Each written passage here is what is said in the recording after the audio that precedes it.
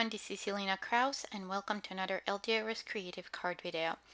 In this video, we're going to use the Mermaid Treasures stamp set along with Mermaid Shimmer stencil. So let's get started. We're going to do some ink blending onto colored cardstock. I know most of the time I do ink blending onto white cardstock, but this time we're going to do on this aqua pool color cardstock, and I'm preparing my stencil. I just sprayed some stencil adhesive on the back so it stays on place because it will stay there for a little bit. And I have selection of blue and purple inks. So I'll be using Dark Wash Jeans, Bali Blue, and Marina Madness. Also, I'm starting here with the purples. I'm using Lavender. Then we're going to do some Boysenberry, Blast, and Grape Ape. So I'm just going to move from purples to blues, like the light purple, then on the corner, I will use the Bali Blue. And then down the cardstock panel, I will go into the darker colors. So I already did the La La Land and I'm doing Bali Blue right now. Next, we're going to move to Boysenberry Blast. We're going to do Grape Ape. And then we're going to move to Marina Madness and Dark Wash Jeans. So this is the Boysenberry Blast. Just cleaning my brushes from this microfiber cloth. It's just regular that we use around the house. So you can pick out anything that you have lying around. I like the microfiber because it doesn't leave any fibers. So now I'm applying the darkest one, which is the Grape Ape. I'm just going back and forth to make sure that there's nice transition between the colors and there are no harsh lines between in those transitions. So I'm doing here in this corner Marina Madness, and on the other corner on the bottom left I will do the Dark Wash Jeans. So the way I started from lightest to darkest, it's because of the brushes. I didn't want any dark ink to have any leftovers on the brush, so it kind of contaminates my lighter ink pads. But you can start with any color you want. You can either go from dark to light, or as I did from light to dark. So I'm not adding a little bit darker ink on the edges here to have kind of more variation of colors onto that background. So we're done with the ink blending. Now I'm just wiping the stencil with that cloth to make sure that it's nice and clean, because I will apply some glitter paste on top, like glitter embossing paste. I just decided to go a little bit with purple over there to kind of mix it up. I'm just using using a smaller spatula to apply that onto my panel. So with using the stencil adhesive, I made sure here that the stencil doesn't move and I don't have ghost kind of images or ghost inking or even stenciling with the paste.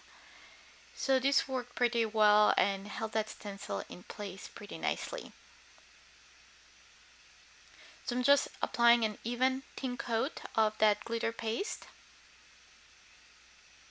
I decided to go with clear because I wanted that ink on the bottom to be seen and to have nice shimmer like mermaid scales. And also the reason I wiped my stencil is because I didn't want the glimmer paste to catch any of that ink, and then the leftover I transfer back in the jar so I don't contaminate with different color. So here's the result, and I will set this one to dry on the side. While that is drying, I'm using some navy cardstock and Mermaid Treasures stamp set. I'm just going to use the sentiment from that stamp set. I'm stamping with Watermark ink, and I will emboss in white using white embossing powder. So I'm just applying that white embossing powder here, and we'll go with my heat tool and melt that powder. So I think that's nice and even. Now my heat tool has two settings. One is for drying ink. That's what I'm using right now to dry that background because I want it to move faster. If you don't have heat tool that has two settings, So do not use the setting that you use for embossing powder. Use the one that is lower setting, or you can even use a hair dryer. I have done it before with hair dryer. Or you can just, if you have time, and you can set it aside and let it dry naturally.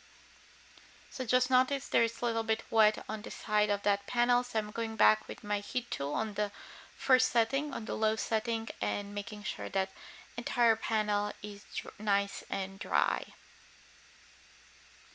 So you can see that shimmer and that color variation, how it transitions from one to the next color. So I think now it's nice and dry. I'm trimming it down to 4 by 5 1/4. I'm just trimming 1/8 of an inch of each side.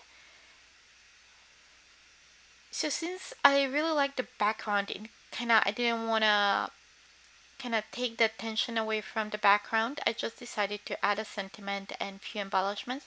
So I'm using here silver thread. I'm gonna hold it there with my scissors, and I'm using some tape to hold that in place. That will go behind the sentiment strip. Just securing that so it doesn't move. I'm using here microspore tape, but you can use washi tape or even regular clear tape. I'm using some foam tape on the back of that sentiment strip and a T-ruler to make sure that adhere that straight. So there's our panel. Next I'm adding some gems to add extra shimmer, or extra sparkle, or extra interest to my card.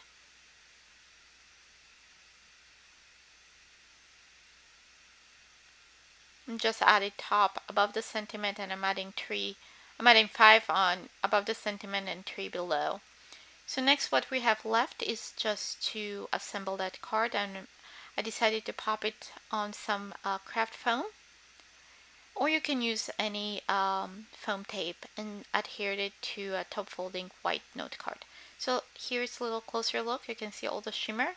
In person it's even more visible. And that's all for today. Thanks for watching, and if you like this video, give it a thumbs up. And don't forget to subscribe to the LDRS Creative YouTube channel. Also visit the blog for more inspiration and more ideas. Thanks for watching. Bye!